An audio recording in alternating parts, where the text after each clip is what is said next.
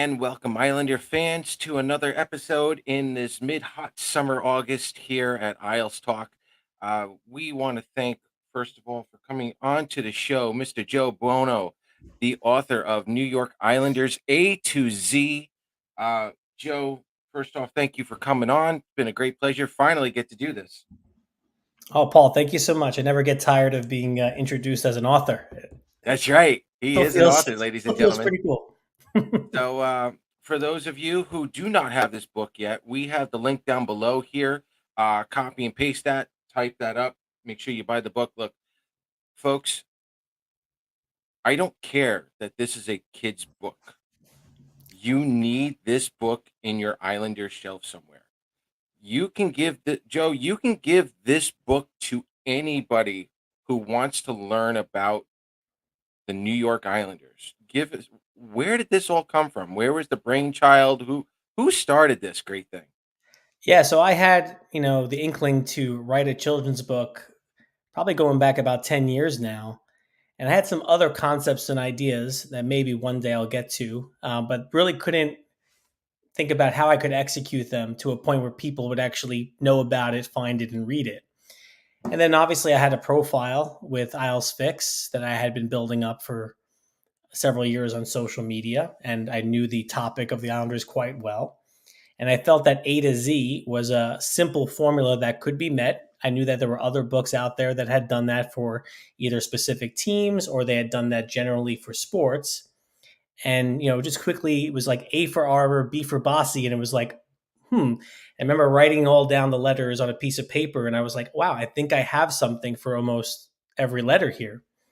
So knowing that this was going to have to be an illustrated book, the real challenge was going to be, okay, well, who's the right illustrator to kind of bring this to life? And I knew of Joe Morasic at Graphics Joker on Twitter. I knew of his work for quite some time.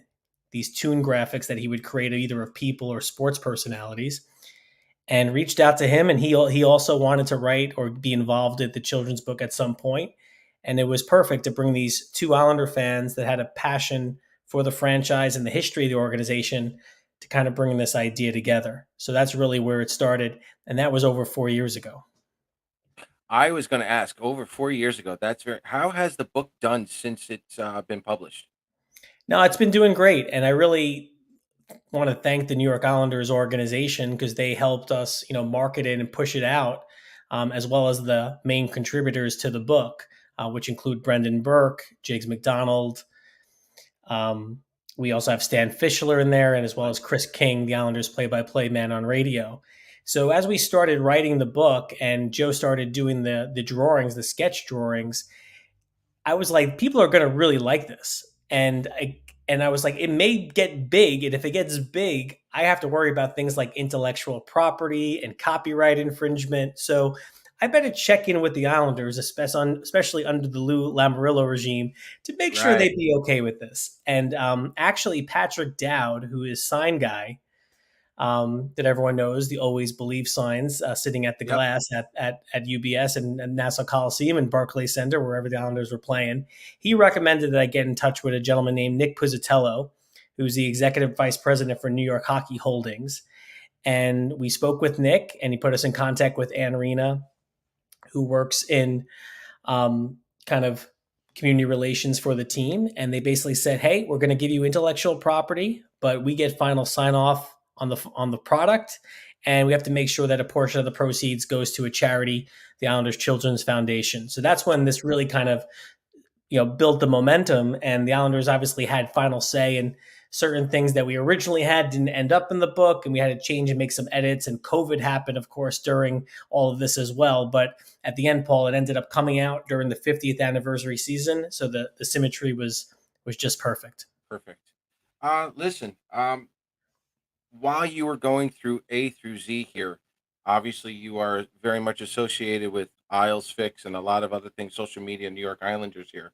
Is there anything you did not really know while going through this book? Any of these stories that you heard from any of these people?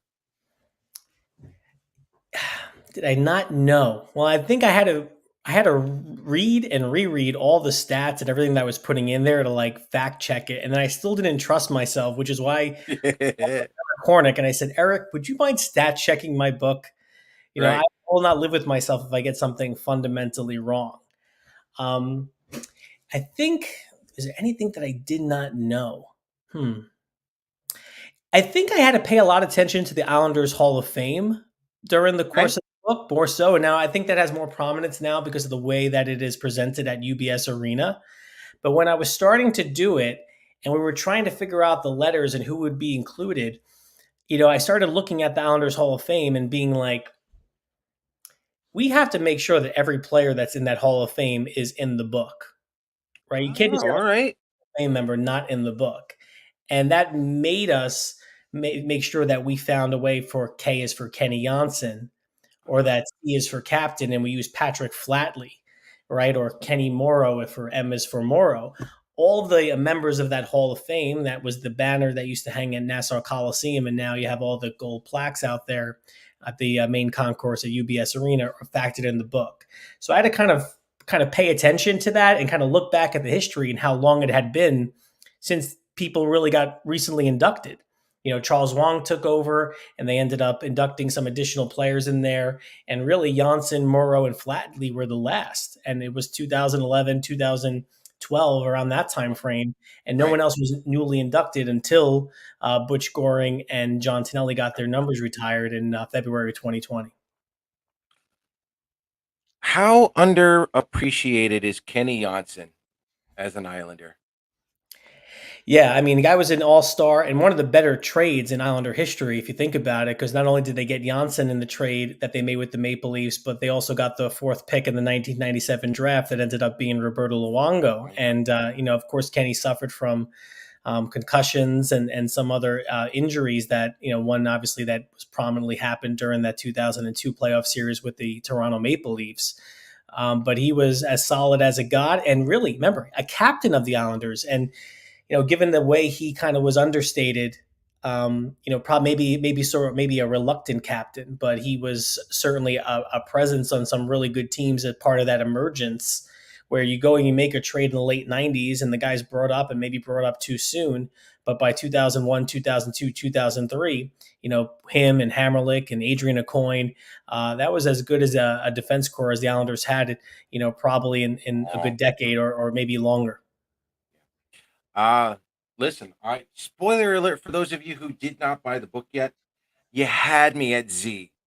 I thought for sure it was a Daniel Chara. And I didn't know you were taking 4 years to write the book. But then I go, how did I forget about Ziggy? Right. Well, Ziggy Shame was on me. well, Ziggy was always going to be Z for a couple reasons. One, I definitely wanted someone with the fisherman sweater in the book. All right, I wanted Joe to draw a player with the fisherman logo. So that was one thing, and plus, I wanted to make sure that we represented these different parts of Islander history. So, listen, you couldn't get every single player mentioned across the book. Growing up, my favorite player in the world was Pierre Turgeon. I couldn't find a way to, get Pierre Turgeon in the book, but we do talk about the 1993 team because F is for Ferraro. We talk about that run that they made to the Wales Conference Finals against the Montreal Canadiens, and obviously upsetting the two-time defending champion Pittsburgh Penguins. And Ferraro was all worldly during that and scored those back-to-back overtime goals against the Washington Capitals. But we wanted to make sure that every kind of error we had someone in there that we can talk about. So in that mid '90s to late '90s era, who better to bring in to talk about that and bring it all together would than Zygmunt Palfi. And you have the book, so underneath each letter we have a little bit of a rhyme that coincides it. And for Ziggy is no player was better wearing the fisherman sweater, and that is Right. true. He's one of the most dynamic players in Islanders history, and the type of player that they would have been giving an 8-year, if not longer, extension to in today's world. But back then they had to go off and trade him off to the Los Angeles Kings because they weren't going to be able to pay him.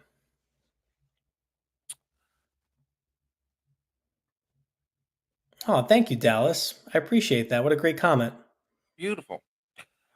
So let's combine Ziggy and the Hall of Fame together here, Joe, real quick. Uh, we know the circumstances of what happened way back when. We try not to think about it, but it's part of the Islanders' history at this point. Does Ziggy belong in the Islanders Hall of Fame?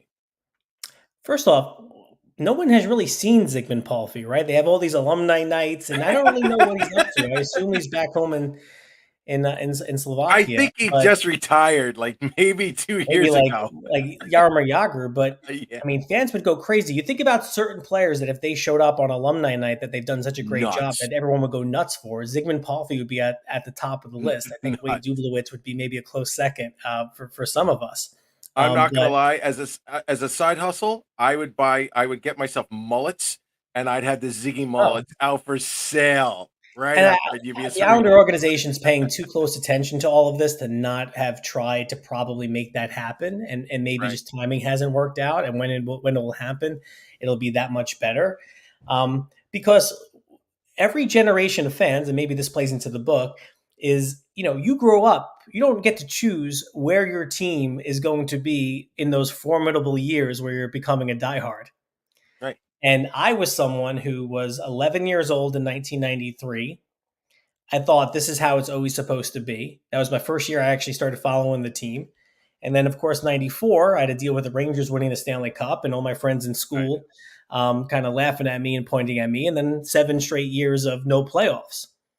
And I was 13, 14 years old, falling in love with the game of hockey. And I had nothing to watch other than a really bad Islanders team through those really darkest periods of the franchise history. But I used to love watching, Zygmunt Palfy skate with Brian Smolinski and Robert Reichel, and it was always cool to know that you had one of the best players in the league, and that's what he was until '97. And listen, I'll say this: across the landscape of professional sports, there are probably players that have achieved less with the franchise that are in those Hall of Fames. I follow Evan Roberts on Twitter, who's an Islanders fan, and he was in Baltimore for the Mets Orioles last week and noticed that Melvin Mora, the ex Met who got traded to Yeah, Baltimore, is in the Orioles Hall of Fame. So if Melvin Mora could be an Orioles Hall of Famer, joking I think Ziggy Zygmunt Palfy. Palfy makes the list for the Islanders. Fair enough. Man. Listen, give me your thoughts. I love why for Yashin. Let's get out of that. Yeah, I What was mean, I mean, first off, very cool of Joe the way he drew the turtleneck on there, and again, Yes, that was about trying to make a connection to a specific team, which is the team that Yashin came there, and while people have mixed feelings about obviously that trade where you're trading Zdeno Chara to the Ottawa Senators, but he right, was there to kind of great to bring credibility and playoff hockey back to Long Island, and that's what they did. And again, he was a former captain of the team and actually was really good down the stretch in '07. Not his fault that they gave him a huge mega contract. He was a very good all-star caliber player, just not a superstar that maybe they thought at one point he was going to be for the Islanders coming off 40 goal seasons. But I look back at Alexei Yashin not as a bad period of Islander hockey or just the fact that they had to buy him out. He came here and he got them back to the playoffs, four times from the after that trade was done. So, I think any Islander fan that went through that period we were just talking about, that 01-02 team is very special and always will be because it was the first time that a lot of us, kind of tasted uh, success and playoffs. kind of playoff hockey for a very long time. And the first Yeah. time I certainly did as an adult. Is there a chance at some point for volume two? We thought maybe by the numbers or I tell you why I'll tell you why volume two is difficult. When we did this process and started it, there were a lot more active Islanders in the book. Okay. So right now, C is for captain. The original C was going to be Calder Trophy, and there was a picture that Joe Morasic had drawn already that was in his draw of Matthew Barzell, right? And then we were going to then incorporate additional players we have J is for jerseys. We originally had U as for uniforms, and we were going to have some of the Islander core players in different uniforms. The third jerseys, the Brooklyn jersey, the orange jersey. I had DiPietro in there. Had all these different players, and the Islanders came back, and this is typical, I think, of what the organization preaches today, which is they didn't want any active players in the book, and I think part of that was about individualization, individualism, right? Which Right. they under Lou Lamoriello they try to stray away from. But Right. also, I think they did us a favor because things change so quickly that you don't have to have someone in the book. If Anthony Beauvillier was in the book and then he gets traded to Vancouver, it'll be Right. difficult of a page to look at. So at the end of the day, Anders Lee, as the captain, was the only active player that they felt comfortable having the book, and we made and we were able to focus Lee in there for captain. Excuse me, he's C for captain, not and and list out all the captains in league history, and list out all the captains that have been part of Islander history. Okay. Very cool. Listen, let's switch gears here for a moment. Give me your thoughts. I know it's August 9th. Give me your thoughts on this current Islander squad. Do you like the off season so far? Do you like Lou? Do you like the moves Lou has done and just keeping calm, re-signing everybody, or are you hoping for more still? Give me your thoughts Yeah, on it. it's he executed his plan. So he told us what it was going to be. He told us what the priorities were going to be, which was going to bring back all their priority free agents, and he did that. So in some ways, I'm happy that Plan A that the GM wants was what he was able to deliver, even if people were surprised, myself included, at the term that was given out. The Islanders, I feel like, are a very similar story as they were last year, and have the ability to be better because they finished with 93 points last season, and a lot went wrong. Like a ton went wrong. Adam Pelech missed a lot of time. Kyle Palmieri missed a lot of time. They had the second worst power play in the league. Matthew Barzell only played 58 games, didn't play after February. So all these things happen. Now it's a full year of Bo Horvat. It's now a full year of Pierre Engvall. Ilya Sorokin is Ilya Sorokin. Lane Lambert, the head coach, is now in his second full season. So if you go, they were a 93-point team last year, somehow, some way, and they let so many points go. They had so many bad starts. They blew so many leads and still up were the 7th seed, 93 points. Not a lot has to go better than last year to be a 100-point team, which should almost make you into the playoffs every single time. So that's the rosy side of it if I'm looking optimistically. On the flip side, the Eastern Conference is really competitive. And every year it seems like you're waiting to see, is this the year that the Buffalo Sabres become a playoff team? Is this the year the Ottawa Senators become a playoff team? And the problem is, if them or the Detroit Red Wings and all these teams that have been in the 10, 11, 12, 13 spots, if any of them propel themselves up in a very tough Metro division already, things get very, very crowded. And you start looking around and you go, which team is on the outside looking in? And then if you're talking to the national media, most of them are going to say the team that's not going to make it is going to probably be the Islanders, especially after the Erik Karlsson trade to Pittsburgh. Yeah, I haven't had that chat yet with everybody. I don't know if I'm going to just yet. I mean, Carlson coming over now, it may as well be a retirement home. You know, He's the just young one at 33. he's the Listen, I young one think at 33. That's what I mean. with the Penguin trade with Carlson, it's like you're wrong if you think this makes them and vaults them into Stanley Cup contention into part of that conversation. But you're not Right. wrong to say that they're a better team considering what left and what they brought back in and some of the additions they had made even prior to that. So listen, it didn't solve their problems, but it made them better where they already are very good, and that could certainly equate to regular season success. I think their problem may be to be healthy. Carlson has a history of missing a ton of games. So does Letang, Crosby, and Malkin too. And if those guys lose a lot, they're pretty top heavy, and might be difficult for them to recover. But we'll see how that goes. Absolutely. So, ladies and gentlemen, the book is New York Islanders A to Z, Joe Buono. Can I tell you Uh, the coolest thing that's happened since there's a lot of cool stuff that's go for it. happened since the book, Absolutely. right? So I'll tell you some of the coolest stuff. One was being able to hand deliver the books to Brendan Burke, to Butch Goring, to Chris King. I gave one to Shannon Hogan. and have them see it and hold it in their hands because they had contributed for so long, getting it out to Stan Fischler in Israel, sending it Right. out to Florida for Jigs, which was awesome. And then we did this photo shoot for an article that Corey Wright with the Islanders wrote, which was a surreal experience to see myself on the Islander website, Nice. which was really cool. But the coolest moment was two cool moments. We actually got it into the bookstore late last season. I don't know whether or not we'll have it in the bookstore again next year, but we delivered about 15 books to the bookstore to see how they would do. And the same day I did that, Brian Trottier was doing a book signing of his own. So I got online, I purchased his book, had him sign his book for me, and then I said, "Can you sign my book?" And went to his page where it's H's for Hart Trophy for his 1978-79 Hart Trophy season, and I have his Nice. autograph next to his picture, which was pretty cool. That's awesome. That's awesome. Is there a picture of that somewhere?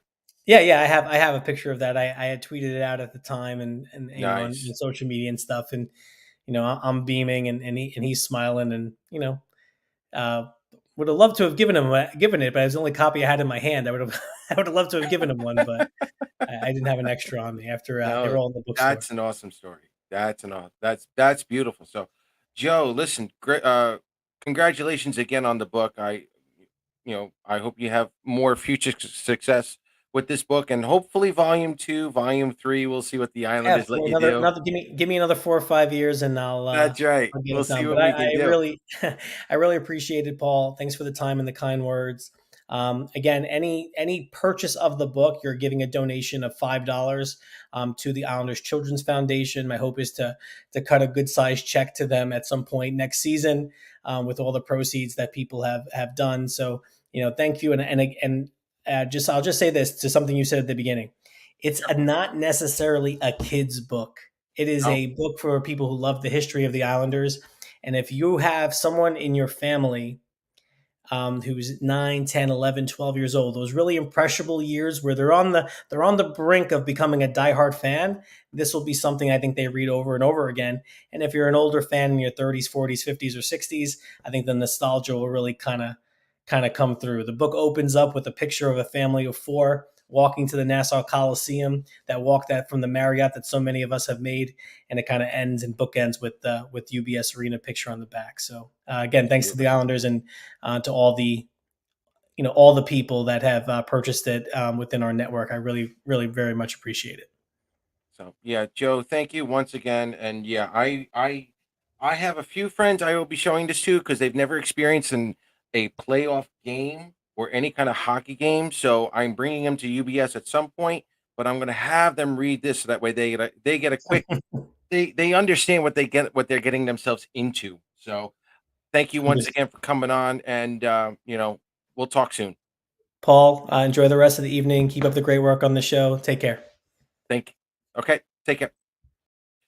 All righty, boys and girls. That was Joe Buono, the author of New York Islanders A to Z. Honestly, it is a great book. It really is nice and easy. And what is this? Truly, the Excuse Podcast. No, Lou has done nothing for 3 years now. Stop drinking the Kool Aid. Mine's spiked. Mine is spiked. I've been telling you guys for a little while now. The Islanders are on a budget. What do you want me to tell you? They're on a budget. They're on year 3 or year 5 of a budget. Been saying that. My Kool-Aid is spiked. There's no doubt about it. At this point, I sit back, I watch, and we see what happens. That's all I'm doing. When your team is set to a budget, what else are you going to do? That's easy. Uh-oh. What do you mean no sound? No sound on me still? Uh-oh. Testing mic test 1 2.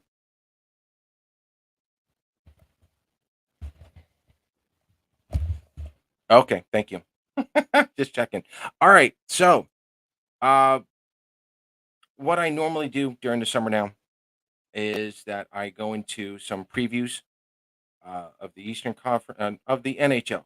And again, it's not set in stone. There's nothing major. It's do I still have is it are some of these teams healthy? That's what I want to know. Entering the season, are some of these teams healthy? And we're going to go over three teams real quick, and they're going to be fairly important. The Anaheim Ducks, the Arizona Coyotes, and the Boston Bruins. The Boston Bruins were one I was really, really interested in because with all the changes that have been going on there. But I'm going to start off with the Arizona Coyotes, and I'm not going to lie, guys. This is probably going to be the best American Hockey League team in the NHL entering the season. We didn't talk about the Carlson trade. I will save that for later, but I promise we'll get into water cooler talk. We'll do that in a minute. Listen, the Anaheim Ducks right now, you're looking at 197 goals. They may give up 267. The positive coming out of Anaheim right now is that that might be a 70-point improvement on defense. So you're looking at the 72, 73 Islanders, and then this year's Anaheim team could be 73, 74. Could be a little bad, 73, 74 Isles. They may still be bad, but their defense is going to improve. This is definitely a development year for them.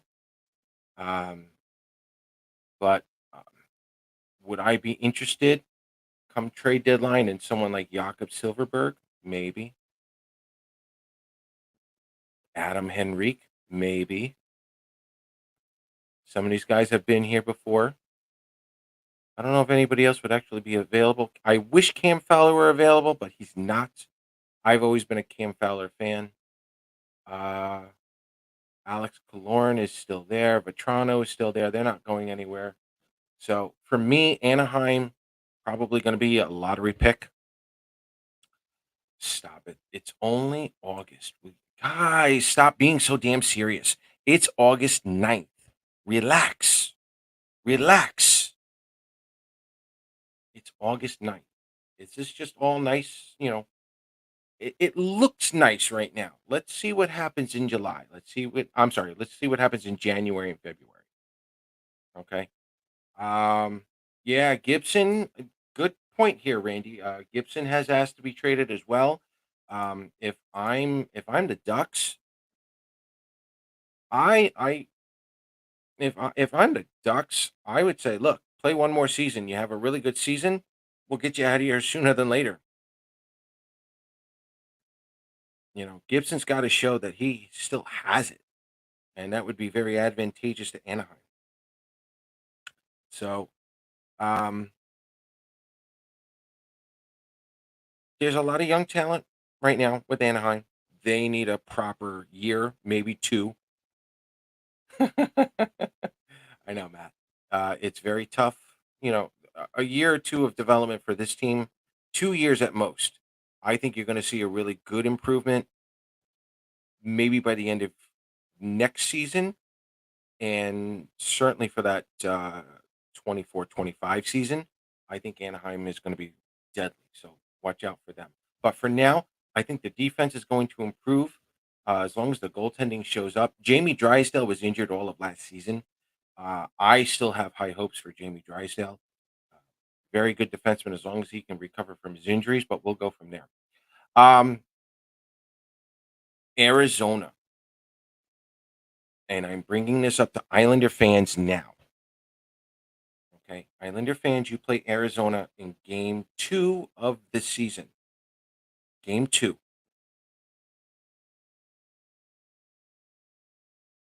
They're not healthy by my standards. But the problem that Islander fans are going to have with Arizona in game 2 is that this is a team that could potentially score 243 goals this season. It's 3 goals a game, boys and girls. Granted, there's not much to look at after that, but there's a lot of players right now who are brand new to this club. So the Islanders should win this game. Forget about escaping. They should win. Okay. Right now, the only player who has been fairly decent for them over the last 3 years has been Clayton Keller, Nick Schmaltz, uh, And to be honest with you, that's about it. But here's the interesting part with Arizona. Jason Zucker, over the last 3 years, 15 goals. Schmaltz, like I said, at 18. They got a new kid, Carsoni. He's averaging close to 16. Kraus is at 16. Gunther, 15. Uh, Hayden is at 15. They brought in Alex Kerfoot on an Arizona team. You're looking at anywhere between 12 and 17 goals. You've got a ton of consistent players right now that if they get into a groove, I like their offense. And for Islander fans, game two, look, if you haven't seen their first 8 games in October, I'll say this right now, even with a team like Arizona, I would not be shocked if most of the younger players were already sent down after like that first round of camp. Wouldn't be shocked if you saw most of the Bridgeport kids already sent down. Whatever prospects, if they show up, they'll be sent back. I think if you're the Islanders this year, you have to be ready to play. And you guys know how I feel about the first 10 games of the season. I'll say it right now. Don't sleep on Arizona. I'm not saying Arizona's going to make the playoffs. I think Arizona's going to be fairly decent, but we're talking game two of the Islanders' schedule. There's enough offense there from Arizona to give the Islanders a good scare. And if I'm not mistaken, Arizona has already beaten the Islanders twice last season. There we go. Exactly, Matthew. So for right now, boys and girls, I would not expect, you know, a lot of kids staying for training camp. The only players I may see staying for an extended trip to the camp, Simon Holmstrom and Ruslan Ishikov. I think those are the only two. Other than that, send everybody else down. And I think they're going to do that quickly because I think they're going to have to get ready for this regular season. And yes, Arizona is going to be a threat. I don't care if the Islanders are home or not. It's game two of the season. So we'll go from there. Listen, I had to do Boston. I mean, I'm going in alphabetical order here for the most part. But Boston right now, for those of you who want to know where you can put Boston in the Atlantic Division, right now they're on pace for 247 goals. And they're only ready to give up 183. That's a healthy team. That's a healthy team. So for people to say that, you know, this team could fall off, they could still fall off. If this team can stay healthy, this is a playoff bound team. I'm basically looking at the New York Islanders with Pasternak on this team. A case could be made for the Washington Capitals with Pasternak on this team. The Boston Bruins are looking like last year's Washington Capitals. That's what I'm looking at right now.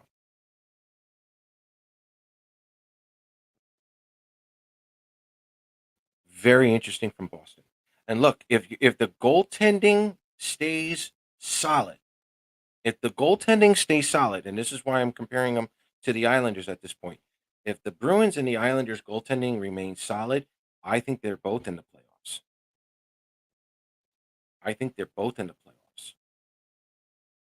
But again, this is August 9th. Things can still happen.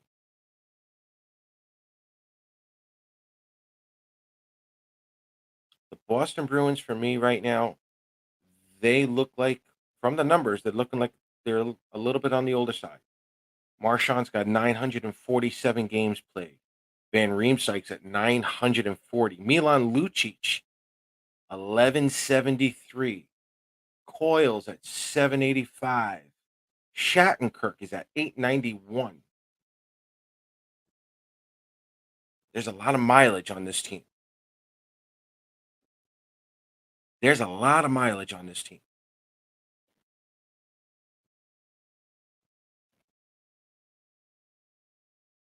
and it's because of the mileage that I kind of had dipped that needle more and more towards the Washington Capitals. The Islanders are not that old yet. Could Boston miss the playoffs? Absolutely. But I'm going to go with what Thomas just said here. Buffalo gets decent goaltending, they will ascend to Boston. That's possible. That's possible. It's going to be a lot of fun to watch. Oops. Thank you. We just did the Arizona Coyotes and the Boston Bruins. Thank you, Matthew. Yes, Buffalo is scary. I haven't looked them over yet. It's still the beginning of August. But yeah, these teams, I'm as a fan, I'm thoroughly excited for this season. I love the competition. I do. I love the competition. It gives me a reason to watch all these games. It is. So, those are the three teams right now. Anaheim, I think, is going to be the best NHL, American Hockey League team in the NHL. I'll take a look at Chicago probably in the next week or two. I think Chicago's going to be better, and not just because of Connor Bedard. Um, I think Anaheim's going to be quickly to sell if they can. I think that's going to happen. Arizona, I'm going to go again with you, Matthew. Here, Arizona is a sleeper to a degree. I think Arizona. I don't think Arizona has enough of a racetrack to get them through the season. I can see them doing something like Buffalo did a few years ago, where they went on a tear and then just slowly started to descend. The Devils did that a couple of seasons ago. A lot of that had to do with injuries, but again, there's something good right now with Arizona. I'm looking at them right now. They're probably 2 years away from possibly doing something that New Jersey did last year. They're not far away. They're not. And again, game two of the regular season against the New York Islanders, Islander fans, if you cannot lose to Arizona. You cannot lose to Arizona in October because you just can't afford to do it in those first 8 games. No, and they will. Yeah, I've been told they are going to get that arena situation resolved. They are. I think once you get that shovel in the ground, Arizona, Arizona is going to be the thing. And again, they're kind of doing what the Islanders did. The Islanders went to the conference finals those years before UBS Arena. If Arizona can do any kind of winning now, or say this year and next year, by the time that new arena is ready to go, ticket sales go right up. You know what I mean? I, I, I'm rooting for the Coyotes. I really am rooting for the Coyotes. I hope they have a real good season this year. Their offense looks balanced. I gotta say, Arizona looks healthy for the first time in 3 years. They look healthy. Granted, defense and goaltending very much up in question right now, but looking at the forwards, guys, I'm gonna give it respect. I'll give it respect for now, you know, but in 2 years, I think I'm gonna be worried. If I were in the Western Conference, I'd be worried about them like I'm a little worried with Buffalo right now. That's where I'm at with Arizona. But Boston for right now, boys and girls, if the goaltenders stay hot, I think the Islanders, there I go again. If the goaltending is good again, I think Boston's in, and I think that's going to be the deciding factor against them in Buffalo. Toronto, Tampa should still be in it, and you know what? Even Florida, Florida's had their injuries this coming season too. I don't think the Atlantic is as solid as the Metro at the moment. Injuries are definitely going to play a role in that Atlantic division. So if Boston can stay healthy, and you know what? They kind of remind me. I don't want to say you know, the bullies, the Bruins, the bullies of the '70s here. But Van Riemsdyk is no slouch. Lucic can still beat up anybody for the most part here. Shattenkirk can play dirty. You all know McAvoy at this point. Uh, Brandon Carlo can throw the body. Derek Forbort's a big boy. This is going to be a Bruins team that you go through them. Good luck. They're going to beat you up. The question is, can the Boston Bruins actually sustain that? I don't know. But those are my three teams right now. Beginning of August. Um, Not too big on the high hopes here for Anaheim. Arizona's going to be fun to watch this year, but I'm going to dread watching them game two of the Islanders season so far. And Boston, I don't. I think Boston's going to be wheeling and dealing all season long. I don't think they can stay there, but we'll see what happens. So, all right, let's do it here. Water cooler talk. Um, this is where we take your questions, comments, concerns, your thoughts. Where was it?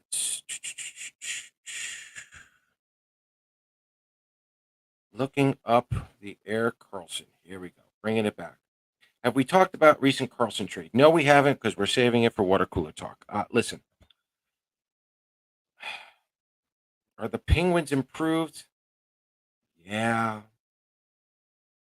I mean, barely. I mean, you're bringing in a 33-year-old. That's not to say that, the Penguins, if they get injured again, they can't miss the playoffs. Like this is either going to be one heck of a run to make the playoffs or one of the biggest tire fires of all time or barn burner, whatever you want to call it. I have so many question marks right now with Pittsburgh and I I I yeah, I don't know. I don't think Pittsburgh got worse, but their age is going to show. Uh, you know, let over under Malkin plays 65 games. If Malkin can't get you at least 70 games, it's going to be tough on Pitt. I'll tell you right now, the Wilkes-Barre Scranton team, not a lot to call up here in terms of prospects. There's no one saving Pittsburgh in the minors. Nobody. Boston down the middle, ah, remains to be seen. I mean, you got Zaka, Marchman, Marchand, excuse me. Yeah, I mean, there's a possibility with Boston. Yeah, I am not expecting Carlson to put up the same numbers. Like, not at all. Not at all. Like, it's a sexy name. It's a sexy name. And again, I got asked why didn't the Islanders go after Carlson? Well, it's very simple. Forget about the whole Noah Dobson thing because you guys have been told that now for years. Eric Carlson said no to the Islanders even when he was back in Ottawa. So, Carlson was never coming here. Yes, Bruins are trying to get Lindholm. We'll see how that works out. Like I said, I don't think Boston's going to be done. I think they're going to be wheeling and dealing all season. But yeah, getting back to Pittsburgh, it's nice. Can they run the track? Can they go that? You know, can they go the whole way? I don't think they can. God forbid Crosby goes injured. No, no, and God forbid something happens to Letang. Like that, dude. I don't like. Nobody likes seeing players have issues the way he has. So it's a nice idea for now. I'm not gonna lie, it's a nice idea, but the support that Pittsburgh has, they're certainly top heavy, and some of the other analysts are correct. I don't think they're a grinded out playoff team, and I don't know what other resources Pittsburgh has to improve that heading into the trade deadline. No, I don't even think it's that, Angie. I'm gonna go again. I think The Penguins right now are reminding me of the Detroit Red Wings after they won the Stanley Cups. I think these guys are just looking to get into the playoffs and you go from there. I don't think they really care where they finish. They just want to get in. It's a nice little mentality if you're 30, 31, 32. But we're talking with guys now that are 34, 35, 36. I don't know. Jake Gunsel, God love him. God forbid something happens to him. I can't see Pittsburgh doing anything. Like there's still so many question marks right now with Pittsburgh. I'll tell you this right now, folks. The Washington Capitals, they need to clean some house as well. But I'm a little more I think the Capitals are a little healthier than the Pittsburgh Penguins because I like some of the prospects that they have. And after them winning the Calder Cup finals, you know some of these kids are this close away. They're maybe a year or two away from filling in the roles that Pittsburgh just doesn't have. And I know there are other teams calling Washington right now for some of their star players that just got done. No, Randy, let me rephrase that with Crosby. I'm not saying Crosby is, I think Crosby can play till he's 41 as well. I'm not talking about his skill. I'm just talking about the overall health. God forbid he gets injured, it takes a little bit longer now to recover when you get older. Mm. And yes, McMichael is absolutely a monster. Absolutely. I've seen a couple of his games down in Hershey. He is. He's going to be very good. Question is he going to be ready for the Washington this year or the following year? I think Washington in 2 years, I think they can go right back into the playoffs. I do. Bearing any injuries, I think some of these kids from Washington are just going to come in and fill in for, some of the guys in Washington. So we'll see what happens. But Pittsburgh, man, I don't know. They got to build a bottom six for me in order to be happy. And I again, you know, I hate agreeing with Thomas. Jari is a question mark. He never used to be. I watched him at Wilkes-Barre Scranton. I never thought Jerry would be this much of a question mark, but he is. He is. I don't know why. Um, but he's back again with Pittsburgh. I got to see who the backup goaltender is for them. Um, I don't know, but yeah, Boston for me is still a question mark, but they're healthy. I know the game plan, rely on the goaltending, beat people up. I think that can happen. Um, Pittsburgh for me, do I put them ahead of the Islanders? On paper, you probably could. I think you would have to.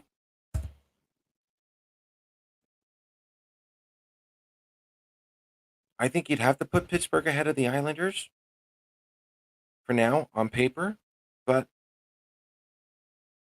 you know, um, again, early on in the season, do I expect Pittsburgh to be good? Sure.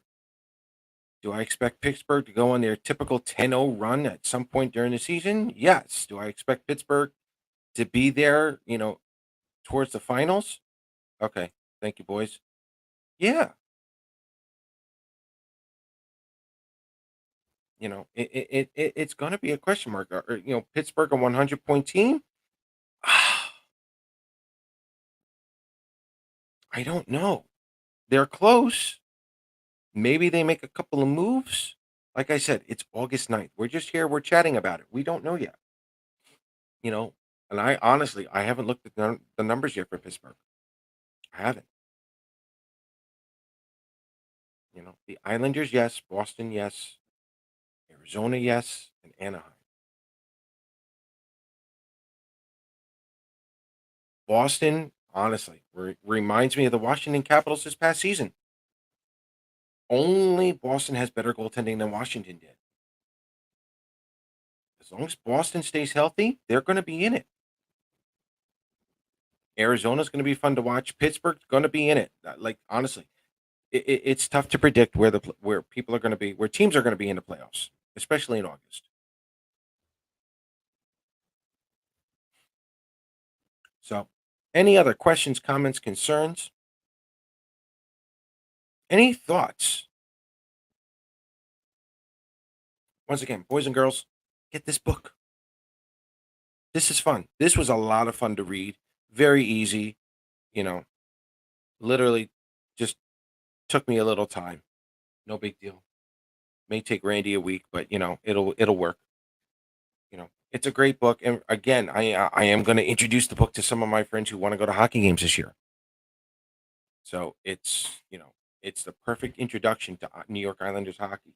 And we are still celebrating the 50th anniversary of Islanders hockey here at Isles Talk for probably the rest of the off season. At some point, we are going to get Rich Pilon on here. I promise. Um, yeah, he's just going through some health issues. Nothing major, but when he's ready, we'll bring him on. Is there anything you guys want me to cover over the next couple of weeks? Because I will be doing team previews each week coming up. So let me know what you want. And also, um, I know it's a little spur of the moment, but I'm going to be on Long Island Friday and Saturday. Friday, I have my cousin's wedding, and Saturday, I am just doing a quick family thing in the late mornings, and then after that, I'm free Saturday afternoon, Saturday night. So if you guys want to do a quick meetup somewhere, let me know, and I'll be more than happy to come down. Like I said, I'm originally from Manila, so I know where pretty much everything is. I try to visit at least once a year. I know I'll be around in Gary's neck of the woods as well. So if you guys want to do an Isles Talk meetup, let me know. If you want to come up with a location, let's do it. That's fine. Spur of the moment. I think the Islanders will trade one of the centers? Great question. Great question, Toby. I don't think so. But don't hold me to that. And the reason why I'm saying that is because of the question. This question has not been answered yet either. Does Matthew Barzell want to play wing this year? That's it. If he wants to go back to center, then yes, someone at center is going to get traded. Um, I it that really that's the only factor as to why centers would get traded. Is that Matthew Barzell does not want to play wing; he wants to play center. But we'll see. That's always a tough one to answer. The Backlund rumors. You know what? I think that's going to be a ping pong battle. I think that's going to be going back and forth. That's especially going to happen during training camp. Um, I think Backlund could be traded before the beginning of the season, but we'll see what happens with Backlund. You know what? He's been a soldier for Calgary. We'll see what happens, but yeah, Backlund's got to make a decision now. If he's going to stay for this entire season, play it out, and go from there. Come trade deadline's a different story, but there's got to be a commitment at some point on whether or not he's going to play from now until February. What line does Lee play on? You know what? Let me do this right now. Anders Lee, and again, we had that shortened season a couple of years ago. The last 2 years, 28 goals and 28 goals. As far as I'm concerned, Toby, he can stay on line one. Let's call it with Horvat and Barzell until Lee absolutely shows us that he can't play it anymore. I would really love to see Lee become a Matt Molson, Mark Parrish type, where he does deflect a few more in. I think if he does deflect a few more in, that is his bread and butter too. And he just cleans up the garbage goals. I think he's going to be deadly. But again, we've seen him play down low. He gets demolished. Those cross checks just take a toll on you. It's tough, but for now, until Lee shows otherwise that he can't do it, I think he should be on that first line with Horvat and and Barzell. Yeah, similar to Horvat, he does. He does. Granted, Lee doesn't have the speed, but he doesn't have to. You can always be that savvy veteran. Let Barzell skate around with the puck. Let Horvat slip into position, ready to pass that puck to Lee, who can just sneak right in there and bury it without anyone really being there. He can do that. So, I'm honestly, folks, I'm not concerned with the Islanders right now. I It's tough for me to put Pittsburgh ahead of the Islanders. I'm not going to lie. I still like the Islanders' defense and their goaltending over Pittsburgh by a long shot. Um, I have the Islanders at 245 goals right now, and that's without Wallstrom or Parise. That's with everyone coming back and they're healthy. That's the kicker. If the Islanders stay healthy, I I think Pittsburgh's going to be catching up to the Islanders. That's just me. But again, the Islanders had a fluky, non-healthy season last year, so I don't know how the Islanders are going to be this year. It's going to be a tough one. If they're healthy, we're good to go. The Islanders are really good to go. So we'll go from there. So if there's anything you would like me to talk about next week or the upcoming weeks as we go over each team in the NHL with their preseason review, let me know in the comment section. I read all the comments, no big deal. Um, Listen, again, Isles Talk Meetup. If you want to do it on Saturday, let me know. Throw me a DM, throw something here in the comment section. I'll meet up anywhere. That's fine. It's pretty much my long weekend vacation. I go to work tomorrow and I'm off, and I got the wedding on Friday. So I'll be there all day Saturday. You want to do an Isles Talk Meetup? Let me know. So if that's it, boys and girls, thank you for coming on. And I want to thank Joe Buono again for coming on and sharing the book, New York Islanders A to Z. Go pick that up. The link was below. You'll find it. If you can't find it anywhere, go on Isles Fix on Facebook or Twitter. They've got the link there for the book as well. Um, and no, they're not going to relocate. They're actually digging. They actually bought a parcel of land to buy to get themselves an arena going, which is long overdue for them. So good on Arizona. So, ladies and gentlemen, thank you for coming on. We'll see you next week. Let's go Islanders. Thank you for coming on, and let's get together next week.